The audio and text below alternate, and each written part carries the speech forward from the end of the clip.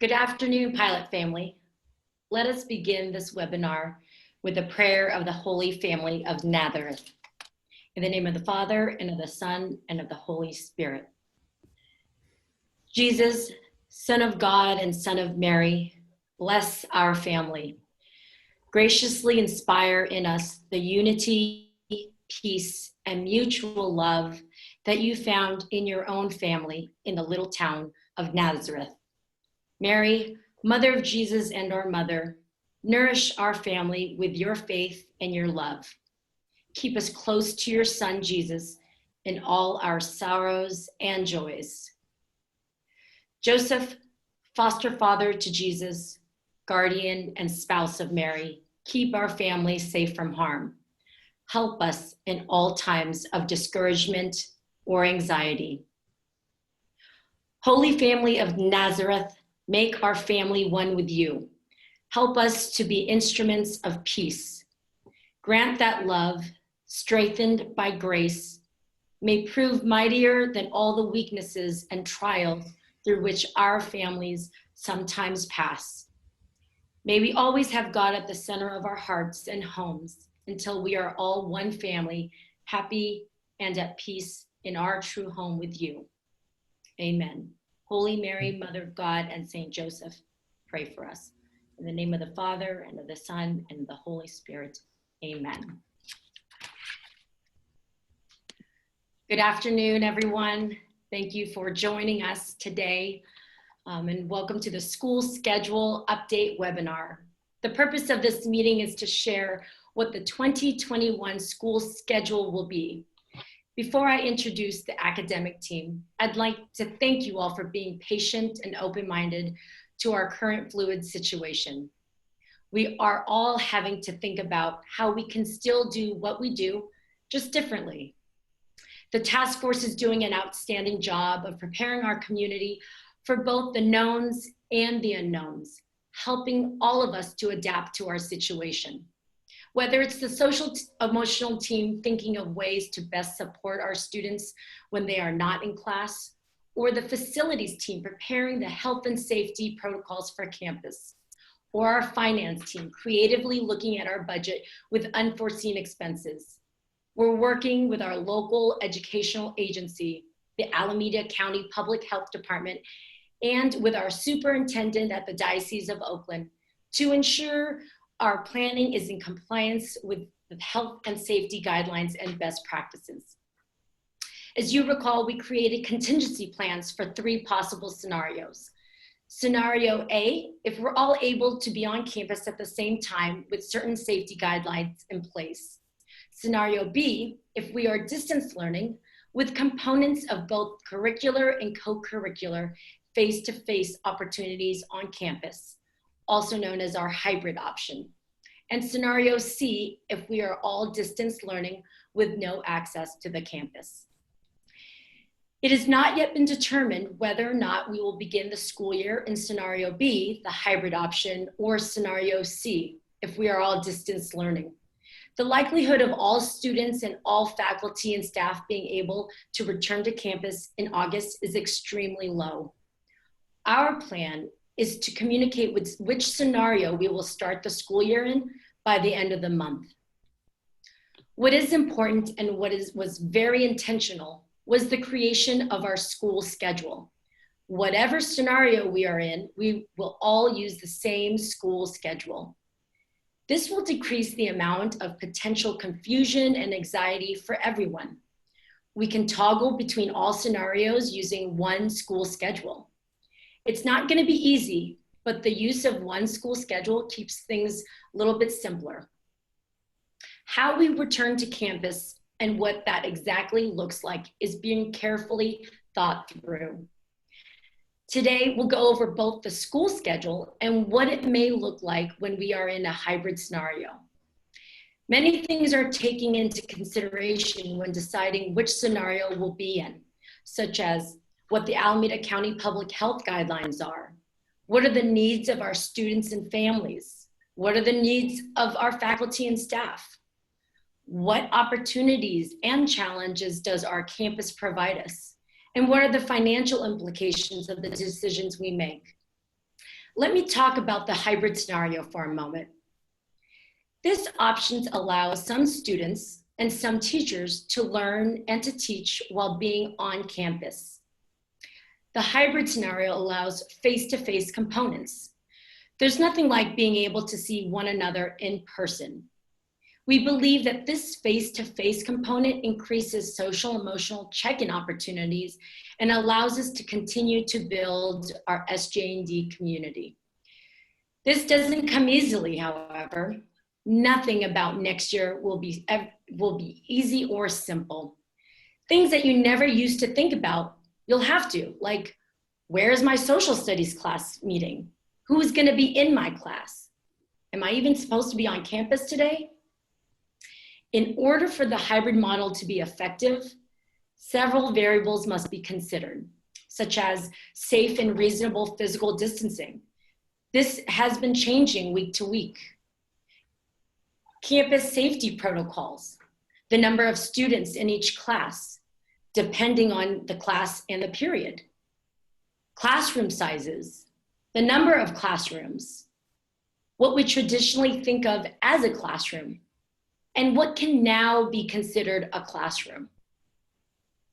One thing that is extremely important that can't be emphasized enough or compromised is the significance of wearing face coverings, physically distancing ourselves, and continuously exercising healthy hygiene practices. If it isn't already a habit, let's all make it one. Our plan is to host another webinar in the upcoming weeks that focuses on the health and safety protocols and expectations of students, parents, and guardians, such as how to enter and exit the campus and the requirement of wearing face coverings. I know that for many, this is a scary time, and some students and families may not feel comfortable coming to campus, and that is okay. Every student will be able to distance learn and not miss any instruction. Families will soon receive a survey asking about your family's comfort level on returning to campus. It's very important that you complete this survey so that way we can plan accordingly. Imagine that we're all on a flight together. Boy, wouldn't that be fun?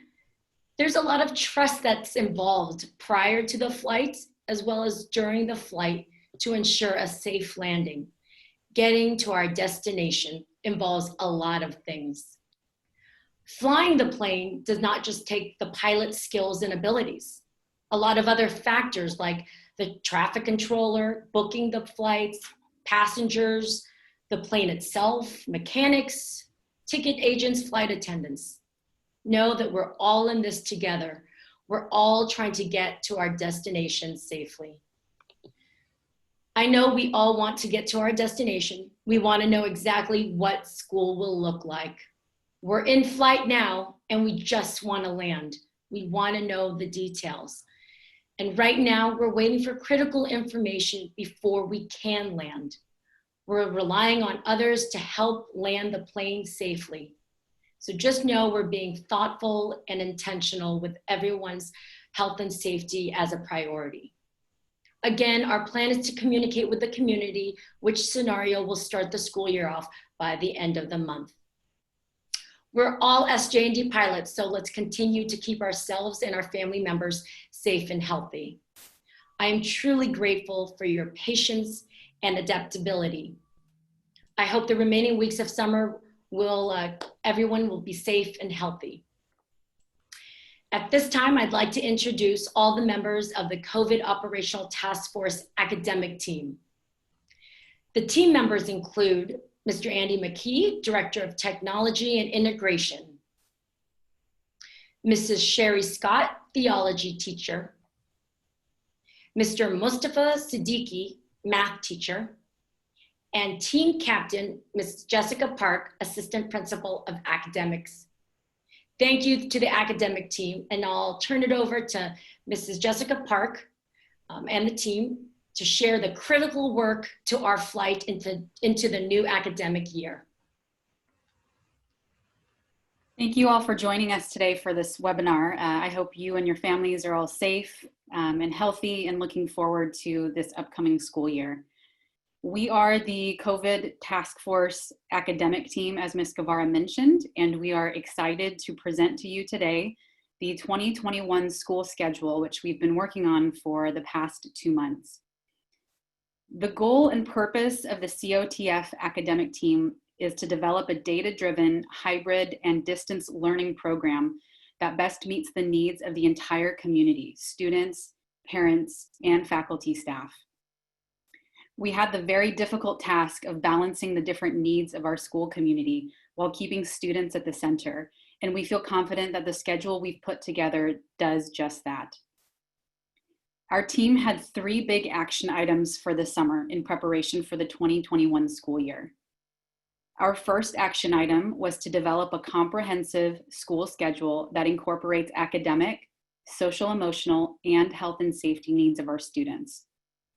I think it's important to mention that this new schedule that we're presenting to you today is not what one person wanted or even what the academics team wanted, but what the majority of students, parents, and faculty desired to see in an improved schedule for the next school year, coupled with best practices that our team researched. We collected and analyzed student, parent, and faculty feedback regarding the school schedule. This included 3 sets of surveys to students, 3 sets of surveys to faculty, 1 survey to parents, and 3 feedback sessions with the entire COVID operational task force. Our second action item is to provide professional development for teachers in online learning best practices. And our third action item is to develop a set of online learning policies that are aligned with best practices and that will also offer more consistency and standardization across classes and teachers.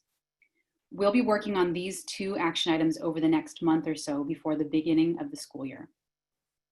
So without further ado, I'd like to introduce Mr. Mustafa Siddiqui, SJND math teacher and member of the COTF academics team, who will introduce the schedule to us. Hello, everyone. So before we actually look at a picture of the schedule, I wanted to point out some key features. And again, remember, as Ms. Park just alluded to, this is taking into account many competing factors: the health, the social, emotional, the educational needs of the entire community. So the first thing is that there is consistent timing. The school day starts at 8:30 every day and ends at 2:55 every day, except for Wednesdays, which is an early out for students to allow for a faculty meeting. Additionally, the class periods all start at the same time every single day, and this will be shown in the schedule. You'll see the start and end times of every class period is the same: first period, second period, third period. The second thing is that our schedule is balanced, meaning that there are only 2 to 3 classes per individual day, and that we see each class twice a week. So a little bit in between the distance learning schedule that we looked at last semester and the traditional SJND schedule. We also incorporated longer breaks. So there's 15-minute breaks in between each period to allow for the proper health and safety requirements to be met. We also have a longer lunch, a 45-minute lunch, again, to allow for proper health and safety requirements. We also have more academic and SEL, social emotional support in the form of flex periods, which Ms. Scott is going to talk about in a few minutes. And this is built in every day into the schedule to allow students to have more support through this more challenging time. So let's look at the actual schedule. So we can see here, here's our 5-day schedule. There are 4 periods each day, but there are only 3 classes each day. So period 1, period 2, period 3, all the way to 7, those are the academic classes.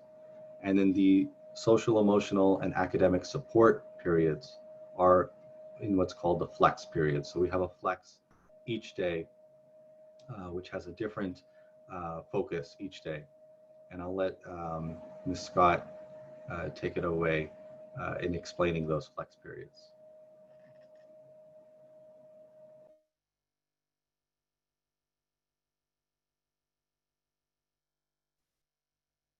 Thank you. I needed to unmute my microphone. I'm glad that so many of you are here with us. I'm going to talk to you about the flex periods that we've built into the schedule. Simply put, a flex period is a set time in the schedule that is used for multiple purposes. Based on research and feedback from our stakeholders, we've decided to schedule ample flex time. You can see there's one flex period each day. They're centered in the middle of the day to provide a brain break for students and to allow them an organized space for non-academic activities for their social and emotional well-being. 3 times per week, there's a flex period for students to have both academic support and counseling support. There is time scheduled for physical exercise and time for school-wide activities, clubs, and campus ministry. Academic and counseling support is available for all students as needed. If a student does not need to seek support, this time may serve as a homework study time. Students will be expected to attend flex periods for exercise, social and emotional learning, and campus ministry. When students are on campus, they will attend flex periods. When students are learning remotely, they're expected to attend all flex periods except for academic and counseling support. In other words, when students are learning remotely, academic and counseling support is a time scheduled for students to utilize as needed. Let's take another look at the schedule again. We are excited that this schedule allows space and time to balance a high quality, rigorous education for the whole student, body, mind, and spirit. Next, Mr. McKee will tell you about how our schedule will work with students on campus. Hi, everyone. So the schedule, as Mrs. Park mentioned, is going to remain the same no matter what condition we have. If we're able to all be on campus, if we all have to work from home, or in what we're calling the B scenario, the hybrid program, where we'll be able to come on campus, but we still need to really maintain social distance. So the biggest question for us while designing a hybrid plan was how to coordinate safe and orderly movement on campus for our meetings. Our hybrid plan involves having one grade division on campus each day according to a rotating schedule. So the image here is that rotating schedule, and I'll talk about it a little bit more as we go forward. This is safe because it easily limits the number of students on campus, which will allow socially distanced class meetings and control over passing periods and breaks. This is orderly because it's sequential and can be easily planned for and confirmed with classmates. These face-to-face days are designated by division, and you can see how they alternate in the illustration, rotating through the division levels. Because not all classes meet by grade division, and because some students may miss a face-to-face day because of the pandemic, students in the off-campus divisions will be able to attend classes via Zoom. Multi-grade level classes who need to meet as a group, such as band, theater, choir, and science, will have priority when scheduling during academic flex periods for their face-to-face meetings.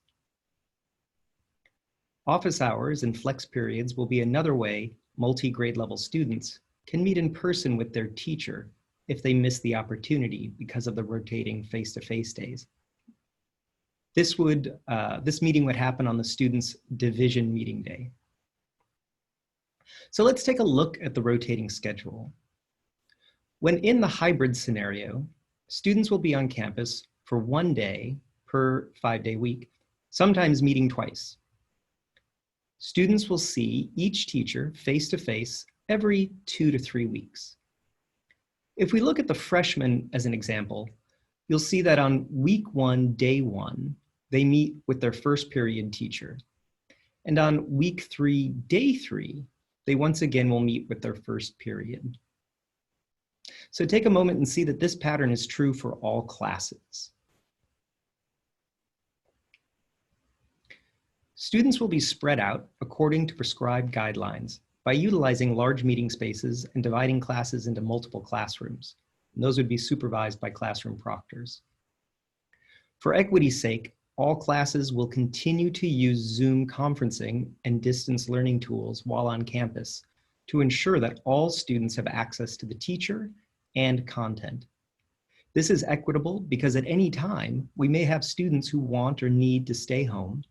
It may be a multi-level course, or the class may be split into 2 rooms for safety. Teaching in 2 rooms will be possible with the use of classroom technology, including the video projector and also a separate webcam, so that while in the classroom, the teacher can stand away from their laptop to present and still be seen by remote viewers. The second classroom will have a proctor to manage the projection in the secondary room, support students with tech, and answer basic questions. And although teachers in a multi-classroom scenario will set up and present in one room, they'll spend time in each room to meet with students and answer questions. We feel the key purpose of face-to-face meetings is the social emotional benefits of being on campus with teachers and classmates. And Mrs. Park, do you want to show them the picture of what the room might look like at this time?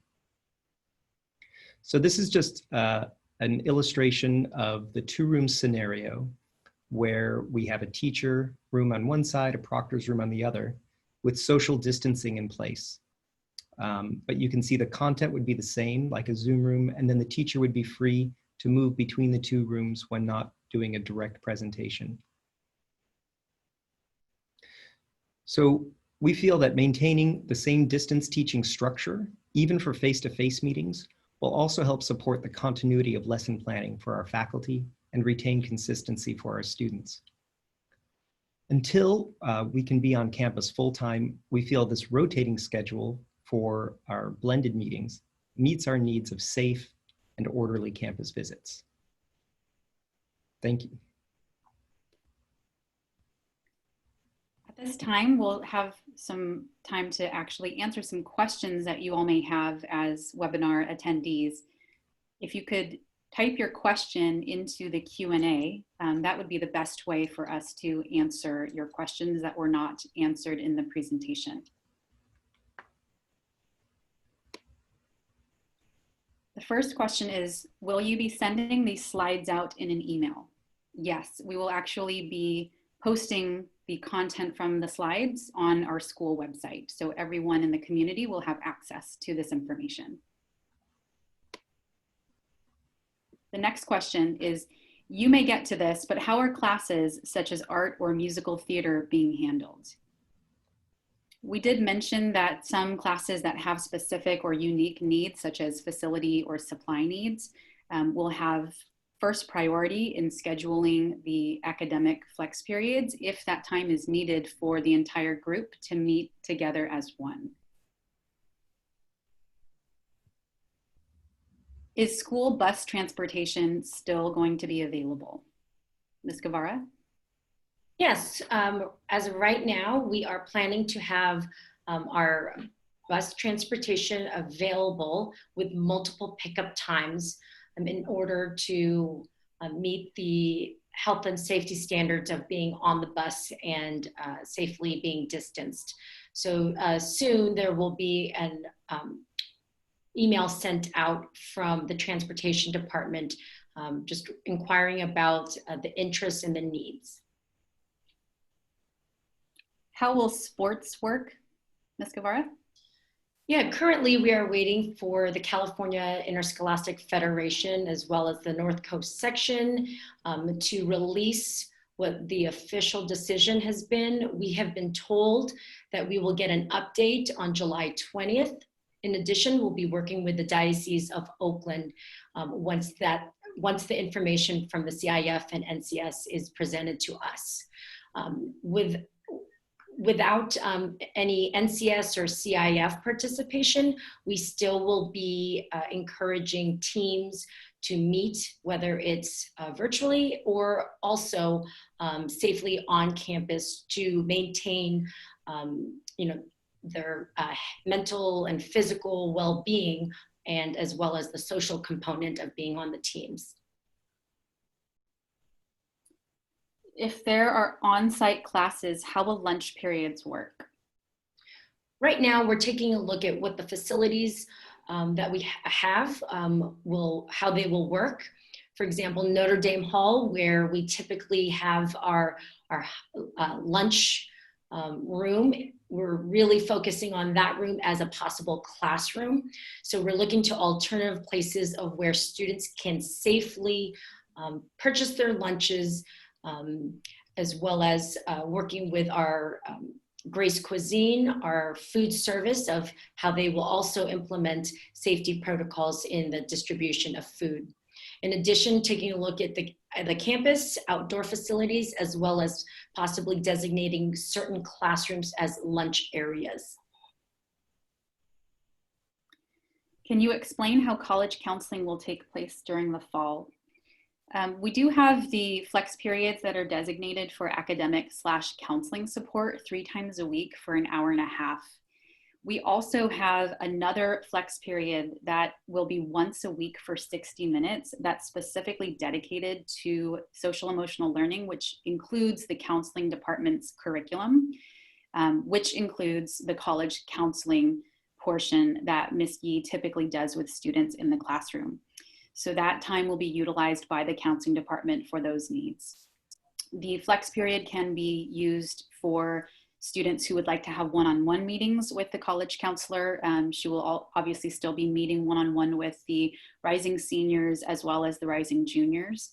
And also families who would like to meet with the college counselor are welcome to do that as well, either by scheduling an appointment in person or to have a Zoom meeting, as Ms. Yee was doing at the end of last school year.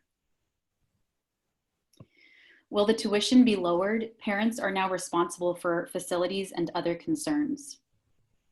As of right now, tuition costs will remain the same. In terms of the overall focus is still continue to provide excellent college prep curriculum and added social emotional support, along with the kind of campus health and safety protocols. So as of right now, tuition remains the same as is. Can students meet with any teacher during collaboration or office hours? During the morning office hours, as you saw in the calendar, the schedule, teachers will be available virtually, or they will be available on campus if they are on campus teaching that day for their face-to-face classes. Then your second question was, can they come for office hours on days that they are not on campus? We are not going to have students who are not designated to be on campus that day on campus. And again, that is to control the numbers of students that we have on campus. The only exception would be for those students who are in some of the classes that we named, such as choir or band or musical theater, who need to meet as one group. Those classes will have priority scheduling for the flex periods that are designated for academics so that they can meet together as one group. Will students be screened, temperature checked on on-campus days? Right now, we're still waiting for some guidelines and support around this. As of right now, we feel that temperature checks on campus will not occur, and that we ask that families do passive testing while their son or daughter is at home right before coming to school. So there'll be more information about what those protocols and requirements will be in hopefully our next webinar around health and safety. But as of right now, we do not plan to temperature check every student when they come onto campus. Will the students and faculty be tested before going on campus? Temp checked every day, twice a day, masks at all times, any kind of masks provided by the school or the family? In regards to the masks, we are requiring every student, individual, faculty, staff member, visitors on campus to wear a face covering. The details and protocols of those masks will be sent out. They will not be provided by the school, so every family will have to purchase their own mask for their own son or daughter. We want to make sure that everyone has a mask that is comfortable for them to wear and it fits them properly to ensure the safety that it stays on. There's also a follow-up question to that about faculty members being temperature checked. Oh, thank you, Mrs. Park. That too is, as of today, no daily checks by anyone, including students, faculty, and staff members will be required that we know of as of today. How will the classrooms and shared spaces be sanitized between uses? Right now we're going through and we've already purchased hand sanitizers, wipes, and providing every single classroom with some of these supplies. And the protocols will be that students, anyone entering the classroom, teachers will have access to those sanitation wipes, wipe down the area that they personally will be using, and then once leaving, also do the same thing, wiping it down and cleaning off the personal space that they have used while, before exiting.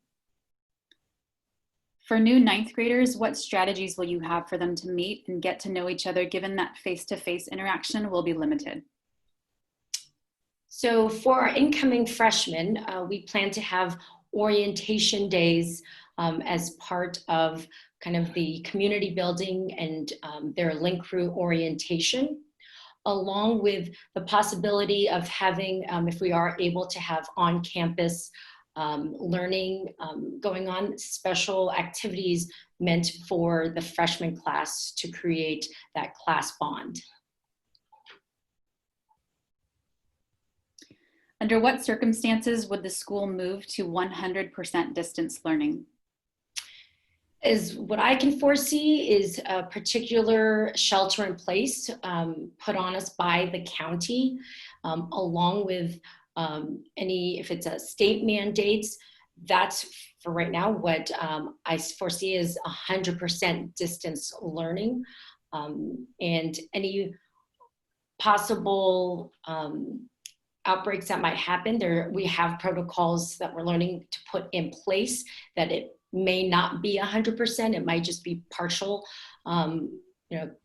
percentage of the community. So as of right now, 100% distance learning would be if it was mandated by the local county public health. Do you know yet how you will handle freshman orientation? Right now, our student life team is putting those orientations together, and communication will be coming shortly in the upcoming weeks.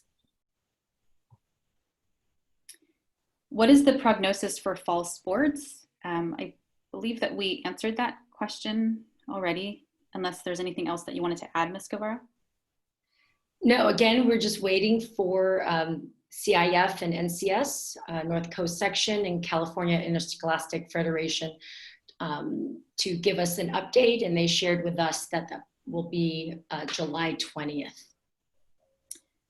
What cleaning protocols will be adopted during the school day and in the evenings? The specific protocols are not yet fully fleshed out, and when we host the health and safety webinar, those details will be shared. Will there be any changes to academic policies, for example, grading assignments for the 2021 school year? Yes, as I mentioned in the beginning, we are currently working on action item number 3 as a team. We all are developing some online learning, distance learning, and hybrid program policies that our teachers are going to be included on in terms of developing policies with their feedback and input. So at this time, I can't speak to the specifics of what those policies are, but what I can say is that our goal is to maintain some sort of standardization and consistency across classes and teachers, because that was a major area of concern from the last semester. Will SJND be implementing a new cleaning and disinfecting guideline? What does that look like? Again, as I mentioned earlier, the specific details of our sanitizing and cleaning protocols will be shared during the health and safety webinar in a few weeks. But know that we are working on those specific details, purchasing quite a bit of equipment as well. So to ensure, again, that everyone's health and safety is the priority. How will PE class work for exercise? In terms of space use, we have many areas around our campus and on our campus that we can use with students being appropriately distanced. We also do still have the gym, which is a large facility that we can appropriately distance the students. If there are classes, there will be classes that will be virtual for some grade levels, again, depending on the rotation of the division that's going to be on campus that day. Students will be exercising via Zoom according to the instructor's lesson for that day. Can you please repeat the way that classes with multiple grades will be handled? Will the specific set of students that have such a class need to be on campus more often? Mr. McKee, why don't you take that question? Sure. No.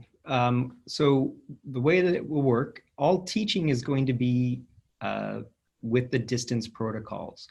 So if the class, say for example, if it were a geometry class that had mostly sophomores, but it had a handful of freshmen, the class, if it were a freshman day and they were, that class fell on the freshman day, they would be in class with the teacher on that day.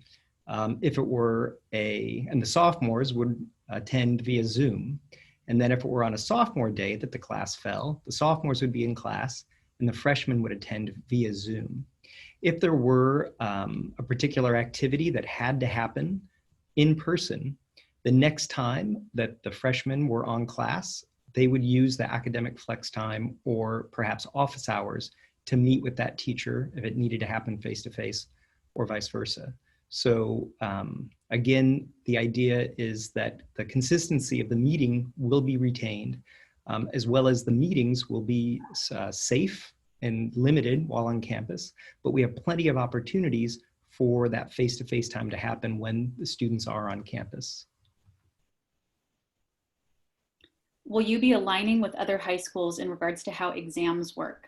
Will parameters be put in place to ensure academic expectations are met? For instance, SJND had finals last year, but Bishop O'Dowd did not. Currently, we do not align ourselves with any other high schools in terms of how grading or final exams or assessments are distributed. Each school works independently. However, we do communicate and are in partnership. But in terms of aligning ourselves with any other schools in terms of academic expectations and standards, we each independently decide that on our own in support of with the diocese as well. For all of the juniors who missed junior retreat due to school closure last semester, will they be able to make up junior retreat? Also, what will Kairos look like for the seniors? You know, sadly, the juniors who were unable to not attend their retreat as juniors will not be able to make it up. Just part of that kind of the pandemic doesn't allow us to kind of go back and have that experience. And in terms of Kairos for this year, campus ministry team is working on what those options are for us. To our senior families and the seniors, thank you for your patience in waiting to hear some information on that, and more is to come. What would be the protocol if a student or staff member tests positive? At this time, we are working exactly on what those protocols and guidelines and communications will be.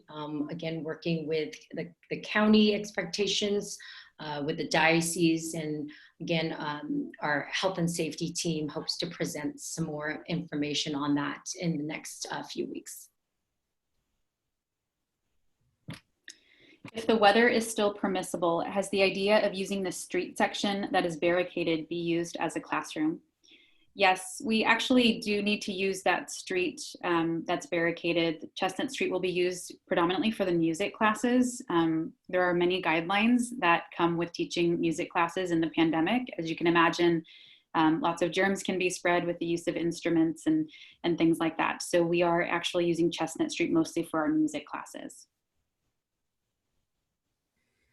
How do the academic and counseling support work? Mrs. Scott, would you like to take that question?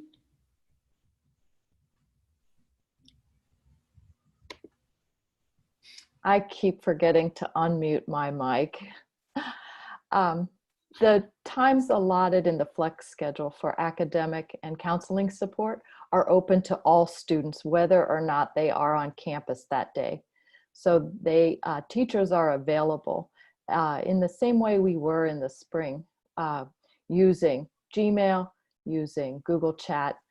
Students can reach out. They could make arrangements in advance to talk to a teacher, or if they could reach out during that flex period on the fly and say, I have a question, I'd like to meet with you. Students and teachers can have Zoom meetings for academic or with their counselor support during those flex periods, whether or not they are on campus that day.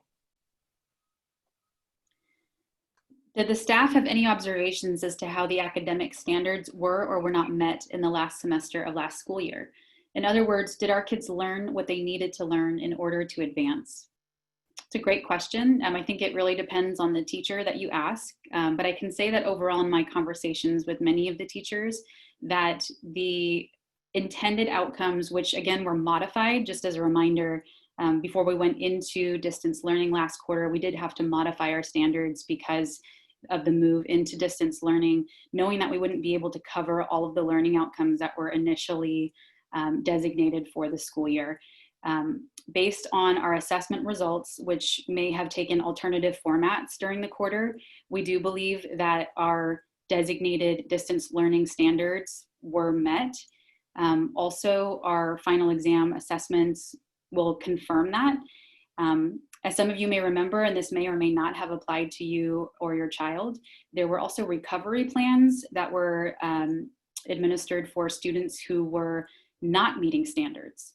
And for those students who were not meeting standards, we actually gave an additional 4 weeks for them to complete work and learn standards that maybe they were not mastering during the school year. And that actually was very helpful. And many of those students, almost all of those students, successfully completed their recovery plans and met learning standards as we closed that recovery plan window. Counselors will also make appointments with students during regular class time. This is actually not a question, but a comment from Mr. Gunty, our Director of Counseling. The student would need the teacher's permission to meet with a counselor. It's almost always only a small portion of the class period. Thank you, Mr. Gunty. Have you begun thinking about sports and if they can happen even in a hybrid type of plan? Yeah, so in terms of the opportunity for students to participate in sports, with that hybrid plan, a lot of that will take place after the school day. So there still will be opportunities for students to engage in physical activity, hoping to have coaches available and just modifying what that sports experience will look like. Again, we'll still be able to do things just differently, including sports. How will social distancing be monitored / enforced? You know, I really hope that it starts at home and these habits that we're all creating ourselves, just being aware and knowing it's everyone's responsibility to be safe, to practice those hygiene practices, to wear the face coverings, and to really resist the temptation of not physically distancing. We all need to take care of each other and kind of monitor ourselves. There will be many adults on campus reminding students, reminding one another. But if we all together as families and in a partnership kind of continue to remind everyone of every single person's responsibility. But again, we do expect that we as the adults on campus will be monitoring and reminding students themselves too. Will you post the daily schedule on the calendar? We will be posting the schedule in the calendar. We are working on the Google Calendar for next year now that we have the schedule finalized. Also, the school schedule that we've displayed in today's presentation will be posted on our website. If a student is in advanced math, do they join classes with a grade above the next day if we are using the rotating schedule? Mr. Siddiqui, would you like to take that question? Sure.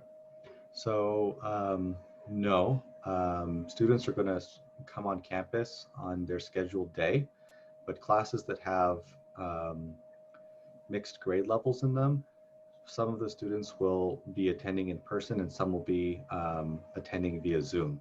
So for example, if there is a geometry class where there are 9th and 10th graders, if it's a freshman on campus day, then the freshman students in that geometry class will attend in person and the sophomores will attend via Zoom. And if it's a sophomore day, it's the flip. So at the end of the day, all students still end up seeing their teacher the same amount. Yeah. What about classes that have multiple grades in it, such as 9th and 10th graders? I believe Mr. Siddiqui's response answered that question as well. Will the schedule be the same as the St. Joseph Elementary School with families with kids in both SJND and St. Joseph Elementary? At this time, I do not believe they will be the same.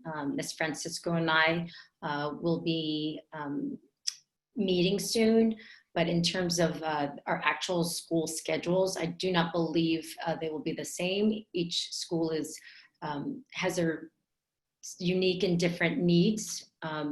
And so I believe the school schedules will serve both communities in different ways.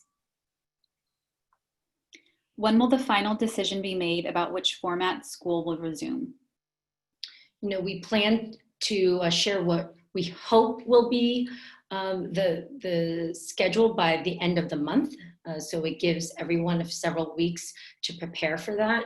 But, you know, as everyone is experiencing or learning that different counties kind of are being very inconsistent right now. So to answer the question, what we hope that the school year will open with in terms of the schedule will be shared at the end of the month. And just to add to that, I just want to remind everyone that unfortunately we may not be able to just choose a format for the entire school year. There is the concept of toggling that Ms. Guevara shared in the beginning, just depending on what's happening in the world and what the guidelines are and how they are changing, even, you know, considering what may be happening within our own community, that we may be toggling between scenarios, hybrid, online, or on campus. So it's not quite black and white for the entire school year to be one of those programs. Should families inform the school if their student will be remote during an on-campus day? Yeah, the protocols for kind of communicating with the school so that we know if your student will be on campus, that will probably be through the attendance email, and just informing the main office of the family's plan of whether the student will be on or off campus on their designated day. When do we know for sure if school is going to be completely remote or hybrid? I believe we just answered that question as well. So Ms. Guevara stated that we will be sharing more information about how we're starting the school year or how we hope to start the school year at the end of the month. And we do need to be mindful that we may need to toggle between scenarios during the course of the school year.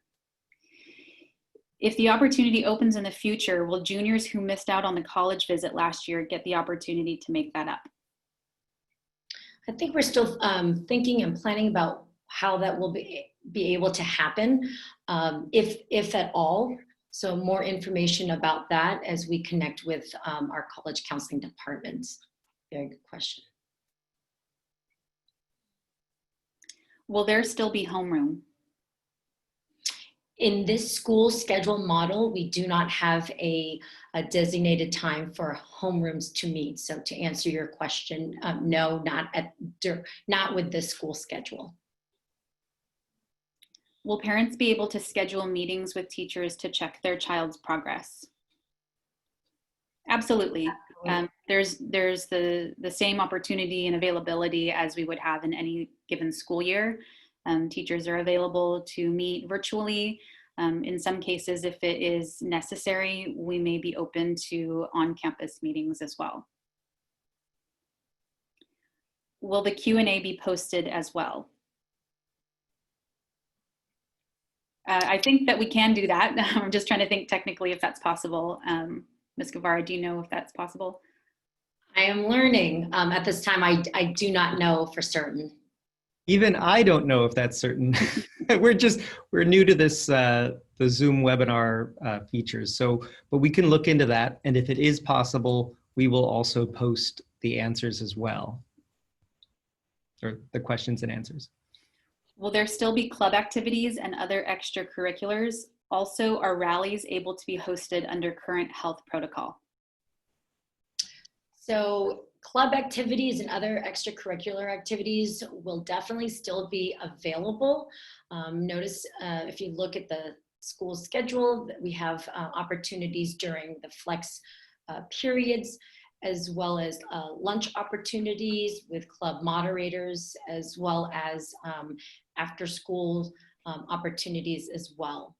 In regards to rallies, physically at this time, the health guidelines does not allow us all to meet in the gym as one community. So rallies might look very different and they might be virtual this year.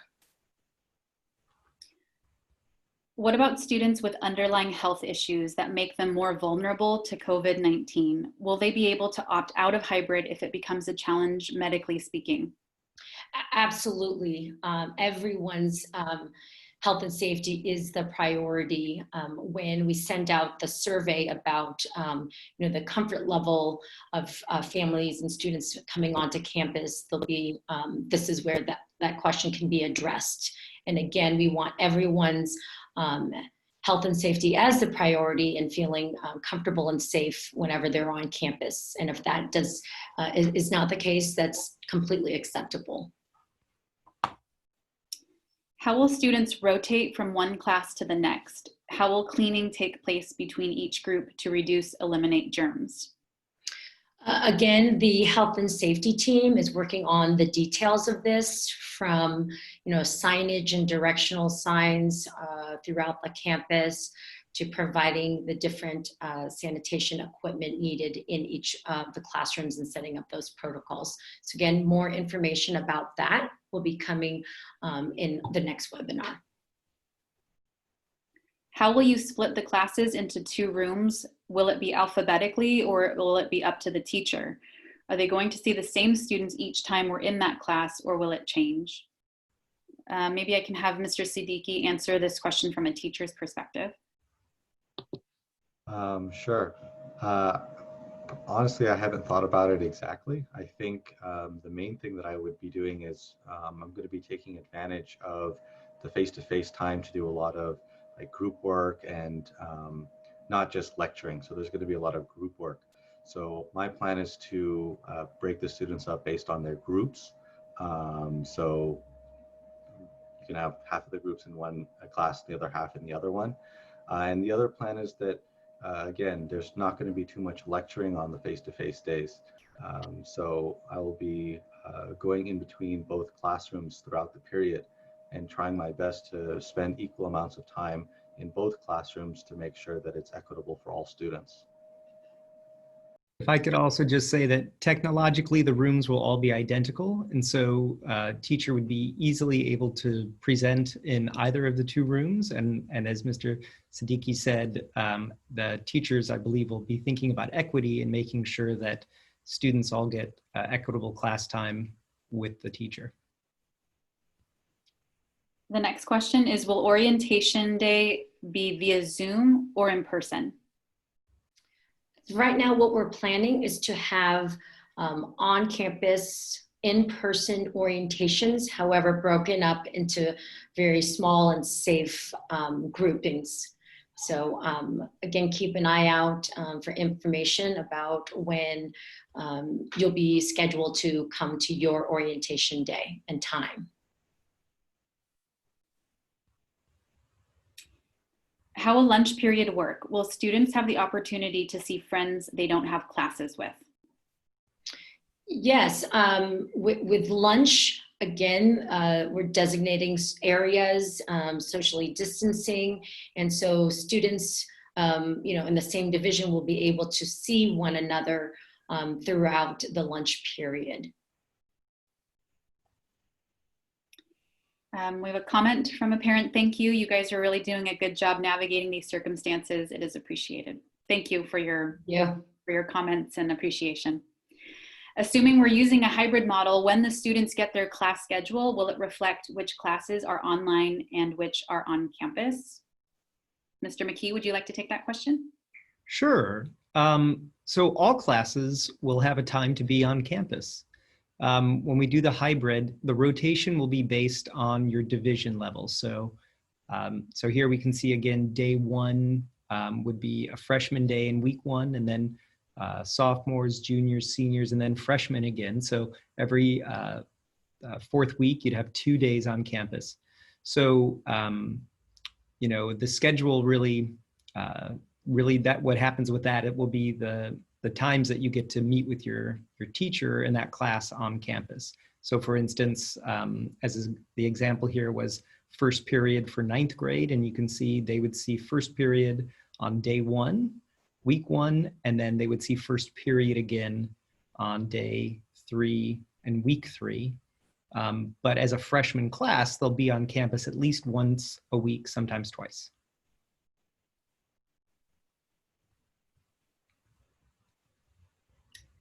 I want to thank you very much for the thoughtfulness put into this. I know it was a huge task. Thank you very much. I am sure you have thought of this, but it would be great if you can have webinars like this regularly for parents once school is in session to address concerns and to answer questions. Yeah, actually, we're already planning some parent kind of Zoom meetings. Maybe it'll take place in this type of format, or also just in a Zoom meeting. Some parents are meeting regularly and have brought up that it's been very helpful. And so we're looking to provide some regular communication, whether it's a little more formal like this or informal, where we can actually all see one another. How will you help incoming freshmen adapt to the new environment? I think a lot will be done through teachers and within their classes in particular, but then outside of the classroom, the opportunities that the flex periods provides and structuring some organized freshman activities through those flex periods, whether they're particularly when they are on campus or distance learning. We'll be able to do some community building as well as kind of the personal connections with each other as well as with the adults. So being very intentional about how we transition our freshmen into the community. How can we make sure that teachers will update grades accordingly? Our policies are still going to be in place, so our teachers will still need to post grades according to what's currently in our handbook. I also mentioned that we're developing another set of online learning policies, and I'll make note that we definitely need to revisit the grade posting policy. And also I just want to mention that, again, this is a time for all of us to be learning how to navigate school in this very different environment. And so, we understand that grades do need to be posted in a timely manner, and I am here to support any concern that is going to come up around that. But we do ask for patience and flexibility, especially as our teachers are also making a huge adjustment to teaching in this setting. Wow, the instructional plan is pretty cool. Thank you. For student athletes with hopes for athletic-based scholarships for college, has there been any discussion as to how this will be impacted by the pandemic?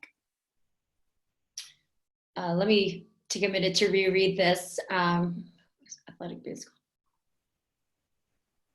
Yeah, the way of both kind of high school athletics as well as college athletics, the recruiting process is definitely has been impacted. We are looking to see what other ways we can support our student athletes who aspire to play at the next level will look like, particularly with communications to colleges and universities, helping student athletes and their families begin that communication and recruiting process, and what particular self-advocacy and initiative student athletes and their families can take upon themselves with that communication. So whether it's reaching out via email or calling specific schools or coaches, creating highlight tapes, our athletic department will definitely be able to partner with the families and student athletes of ways in which they can kind of promote themselves in that recruiting process, since it is going to be very, very different than ever before. Do you have a plan in place should a staff member or student test positive for COVID? We are working on that plan. Again, this is new to everyone. Again, the health and safety team, once again, that is part of the responsibility of ours to come up with that plan using the guidelines of the county in collaboration with the diocese. So there is a plan in terms of what those details are. They're still being fleshed out, but definitely will be shared and communicated. For on-site days, will students be required to leave the school grounds as soon as instruction is over? You know, I think this is, again, part of kind of us partnering with you as families to, as much as possible, have students, go from school to either their next co-curricular activity or home as soon as possible. You know, we're not going to, require the students to leave and lock up the campus when school is out. However, just know that the opportunities to just go home immediately is probably best, but also the monitoring, self-monitoring, especially for the students, of keeping safe, of face coverings, as well as socially distancing when you're not in school during those school hours and still on campus. An FYI for Zoom Enterprise licenses come with transcripts as part of recording, so potentially the school could share that transcript as a means of written answers for questions answered in this live broadcast. Just a heads up. Thank you very much. And thank you for all the thoughtful time and effort. I know the COVID task force teams have spent lots of time this summer with the faculty and staff. It is very much appreciated. Thank you. How will onboarding, orientation, and relationship building work for the other grades and transfers? Currently, our link crew moderator is working to put together a kind of a welcome Zoom welcome to the community program. So information to come out to particularly those transfers. So welcome to SJND transfer families.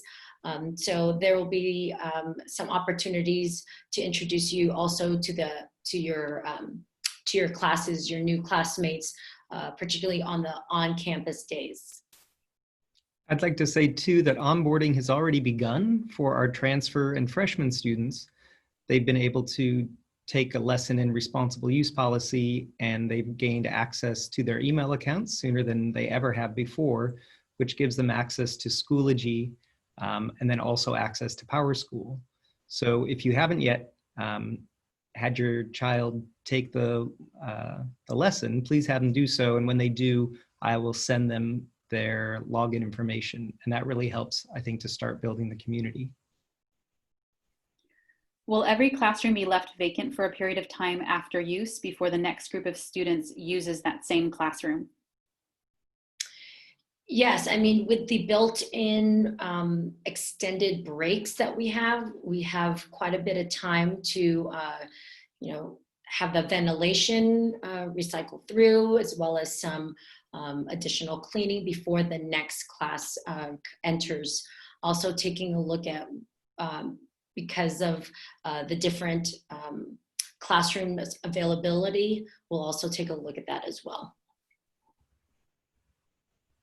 Will parents have the option of selecting distance learning if it is not the SJND plan for the fall?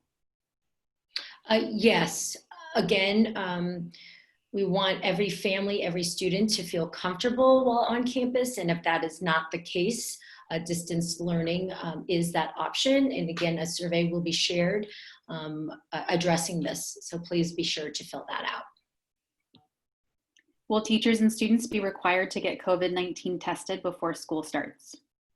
As of right now, that requirement it is not a requirement to get everyone tested prior to the school year, but I'll learn more as we get closer to that school year start. For online learning, will there be consistency in the programs used to conduct class? Zoom, Google Chat, etc. Yes, we have, again, our third action item as a team is to look at online learning policies. I do want to mention that the ones that were named, Zoom, Google Chat, those are part of our repertoire. We are comfortable with those programs. Our teachers are trained on them. They will use those programs to communicate with students, especially because our teachers are going to be doing face-to-face instruction as well as distance learning instruction. So it's very important that we have many tools that we can use for a variety of purposes. But as far as consistency and standardization goes, we do understand that that was a concern from the last quarter, and we are going to implement some level of standardization across classes and teachers to make sure that we minimize confusion. Will gaiters be accepted as face covering versus masks? I don't know what gaiters are, so I will have to look into that and get back to everyone. I believe they are just sort of like that's almost a ring scarf around your neck that Mr. McKee is showing. My pilot's pride, like a pilot's one. As of right now, those would be considered okay. But as we get more detailed information about that, we'll be sharing that. Will parents have an option to have their child attend classes online only? Ms. Guevara did just answer that question as well. Again, please look out for the survey that will be sent to families to indicate comfort level of returning to on-campus instruction. Will students have an opportunity to meet with their counselors before school starts? Yes, absolutely. If you could have your child, or if you would like to reach out to your student's counselor via email. Right now, our director of counseling, Mr. Gunty, is the counselor on duty over the summer. Our remaining counseling staff will be back in the office and on contract on August 3rd. What happens if it rains for classes held outside? The only classes that we anticipate being held outside would be the band classes that would be using Chestnut Street.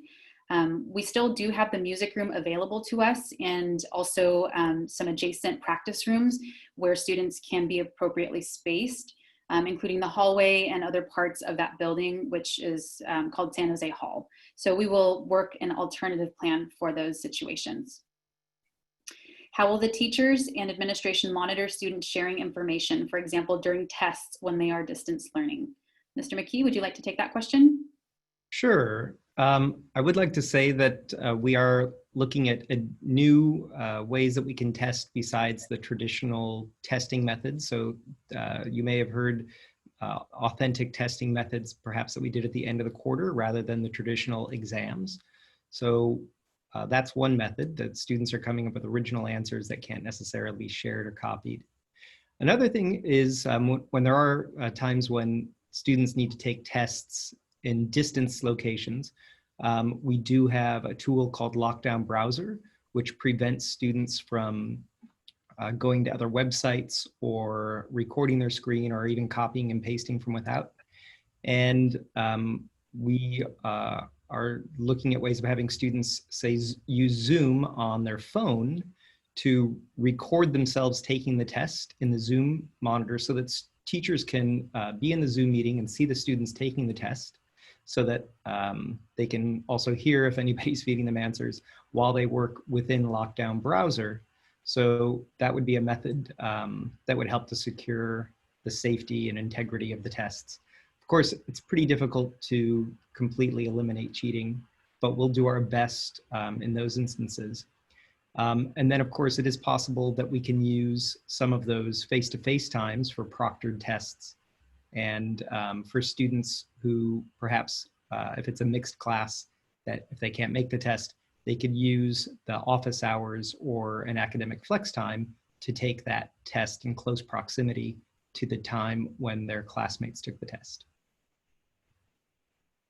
Will SAT, ACT registration for seniors still be available? If so, will we be receiving emails about these? Yes, we will be working on developing communications that are timely for these exams. We are going to continue communicating this information through our counseling department, so please look out for emails from Ms. Yee, our college counselor. We also just want to mention that the College Board is still sort of figuring out what they're going to do in terms of administration as well, and that information is changing as we see this pandemic change also. So we're trying to keep up with what the College Board is communicating, and we'll communicate what our community needs to know when we find that out. Have you thought about pairing or connecting incoming freshman families with a returning buddy family they can have personal contact with to ask questions and build community with? Wow, Ms. Jensen, I love that idea. That is a great way to exhibit our pilot family experience. I will definitely pass this information and work with someone here on campus who could potentially make that happen. And you know what, if you are an incoming, or if you're a current family and would like to be part of this, please let us know.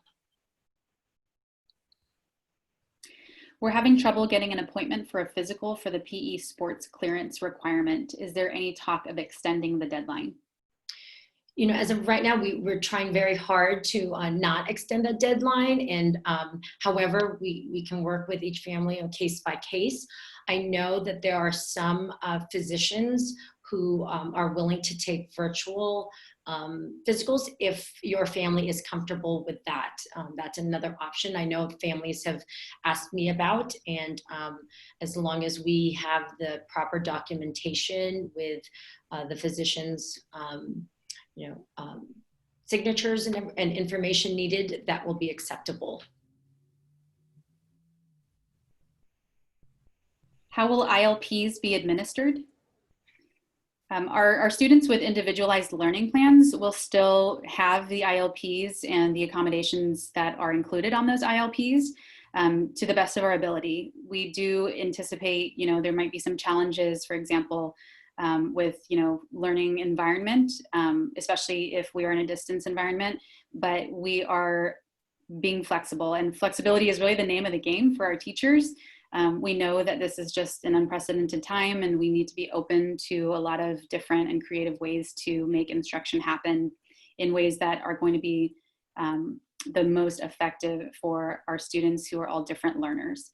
So please continue to stay in touch with your counselor on your students' needs, and we'll be sure to take care of your individual learning plan for your student. What is the plan for the international students? Boy, that one specifically is changing literally daily with just new federal guidelines and requirements. We are in our Ms. Lippy, who is in charge of currently our international students, is in communication literally daily with our partners to understand truly what are the expectations and requirements for our international students. So at this time, the status still is not set in stone. So more information to come about our international students. We do have just about 15 more minutes to answer questions. If you wouldn't mind just taking a look through the Q&A and upvoting your favorite questions, we can make sure that those prioritized questions get answered first.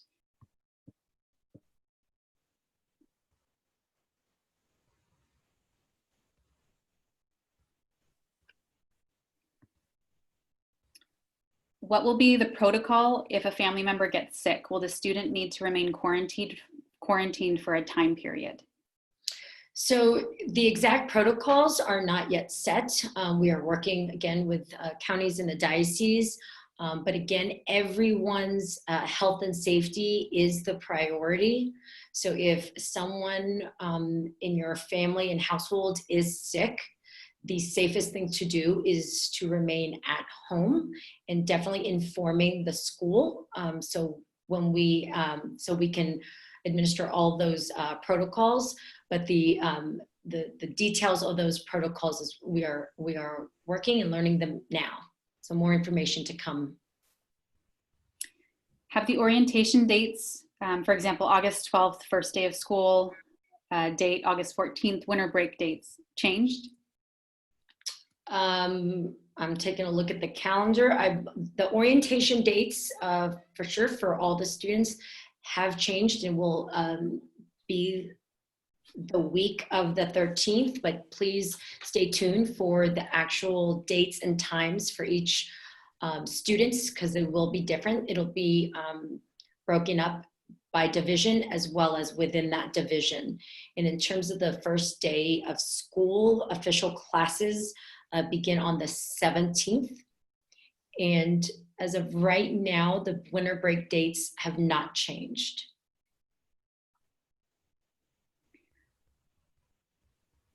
Will pilot parents get the survey too? If the survey, maybe the one I'm talking about kind of comfort level and safety of the students and families returning to school, yes, that survey will be sent out to parents.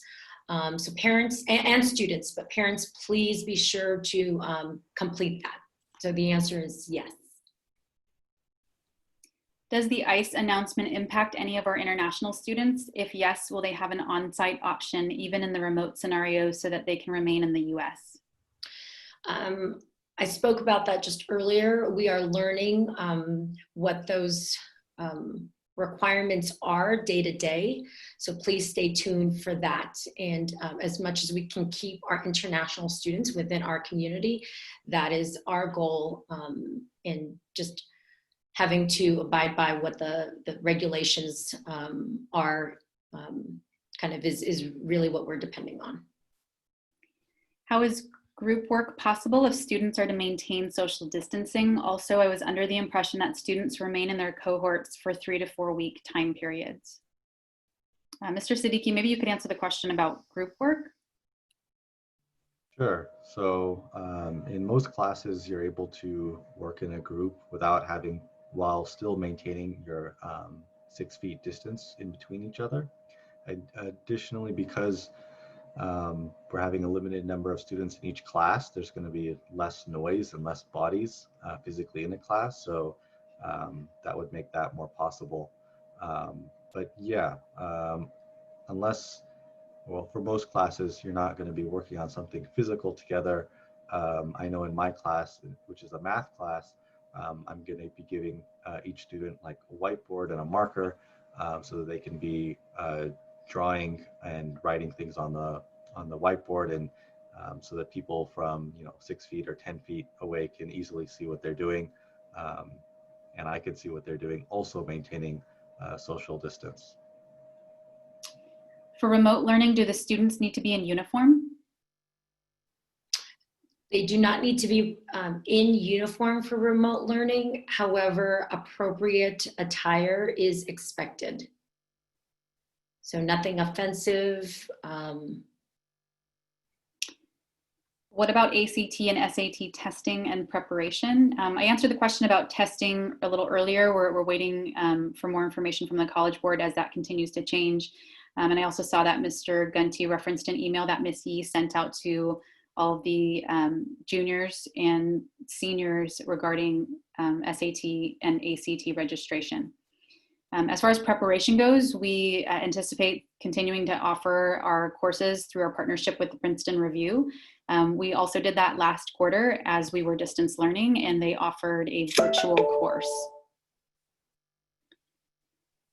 Looking at that hybrid program, do you mean that day one is the first day or on Monday? Yes, day one would be the first day, which is Monday. We did indicate day 1, 2, 3, 4, and 5 this way because we also have a 4-day week schedule that we are working on in the case of holidays or teacher in-service days. Has the science department and the like given thoughts as to how lab work, et cetera, will be handled since it is usually hands-on? Yes, our science teachers are definitely thinking about this and how they're going to run their lab activities. As I mentioned before, we do have these academic flex periods that are going to be prioritized for that type of work that needs to be done, let's say in a whole class setting. Also, there are going to be divisions on campus, you know, on designated days, and so that face-to-face interaction is still possible. When will Powerschool be available? It is available now. The only reason that it would not be available is if you have not registered your child or if there is a hold on your account.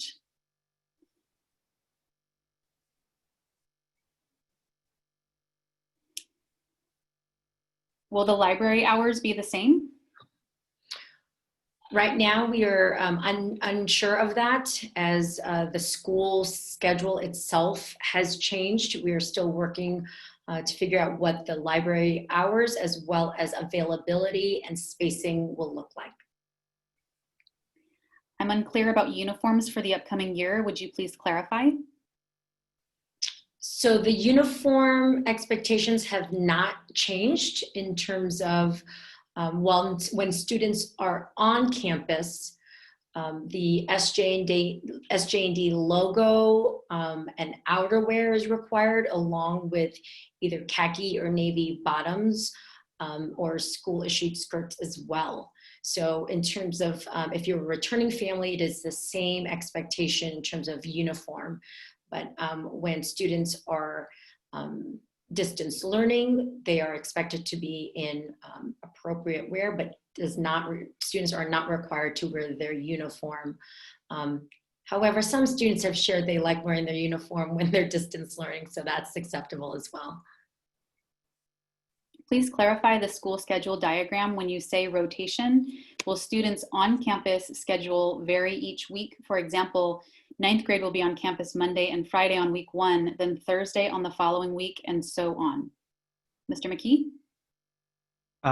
That is correct. So we came up with this rotation period so that students would have a chance to meet with each of their teachers. But we wanted to have a consistency of meeting of classes so that, because that will be what happens most often, will be the rotation of classes. So, so it is true that one thing that isn't consistent is the day that your child would come to class. But one thing that we feel is consistent is that since it's all one class, if your child is wondering, wait, when am I going to school? Every single other freshman, sophomore, junior, senior is coming to class on that same day. So we felt that would be very consistent. So hopefully that answers the question. Are grades posted ongoing on Powerschool? Yes, they are posted ongoing according to a policy for our teachers, giving them ample time to grade what has been submitted, and then also with quick enough turnaround for the students and parents. Of course, in some situations, there may be a delay, in which case, if you are needing support in that area or you have a concern about that, please feel free to reach out to the teacher directly, inquiring about the grades, and or your counselor or myself.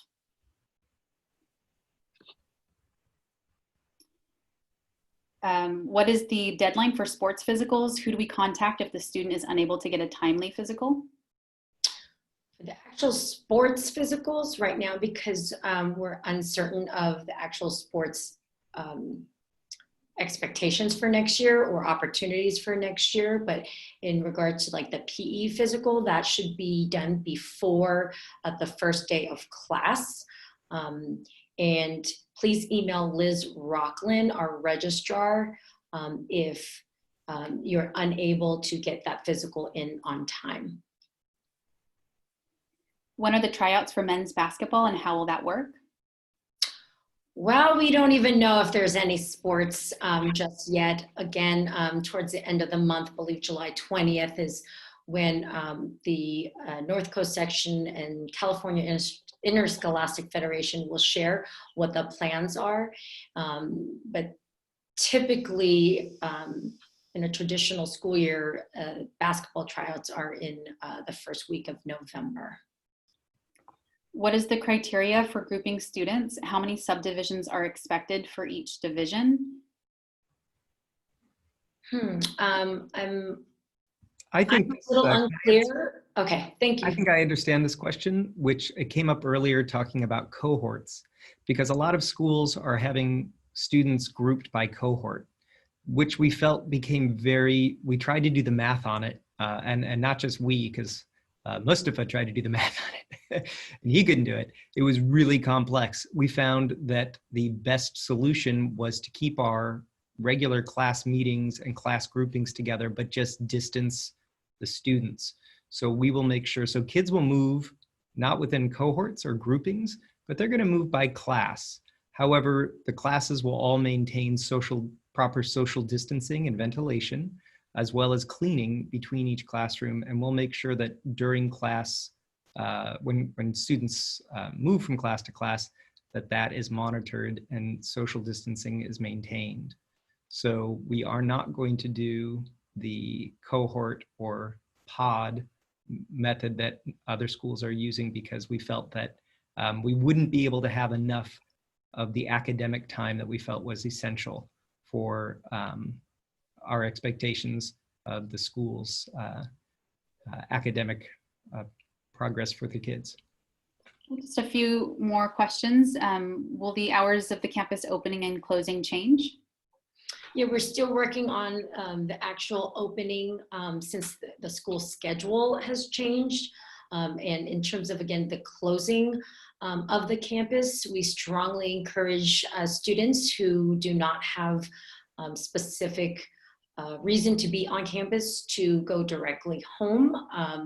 However, we'll share exactly what the expectations of when some monitoring of the campus in the mornings as well as the afternoons will be available soon.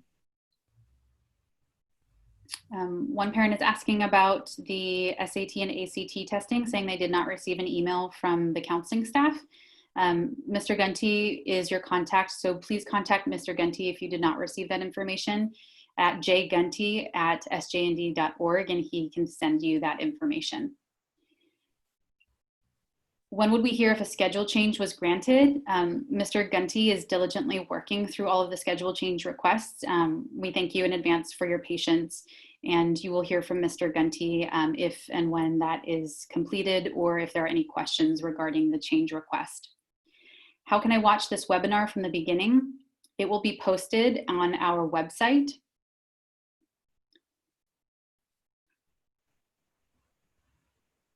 And I believe that is the end of the question list. We really appreciate everyone joining us this afternoon. So grateful for everyone's open-mindedness and flexibility during this time where we all want answers and we want them now. So I really, on behalf of the SJND faculty and staff, appreciate that. I also do want to share that we will be also sending out the July summer electronic mailing that has a lot of information that will help us start the school year off. Again, I'll mention that summer mailing along with an upcoming webinar on the health and safety. So for all those questions I was unable to answer today, we hope to have better responses in our next webinar. And again, a survey will be out shortly in the next few days about comfort level of returning to campus. So on behalf of the SJND community, again, thank you to the academic team who's worked very hard. Thank you for presenting today, and thank all of our pilot families. And I hope everyone remains safe and healthy. Please feel free to reach out to any one of us if you have continued questions or concerns. Thank you so much, everyone. Keep safe, enjoy the last weeks of summer.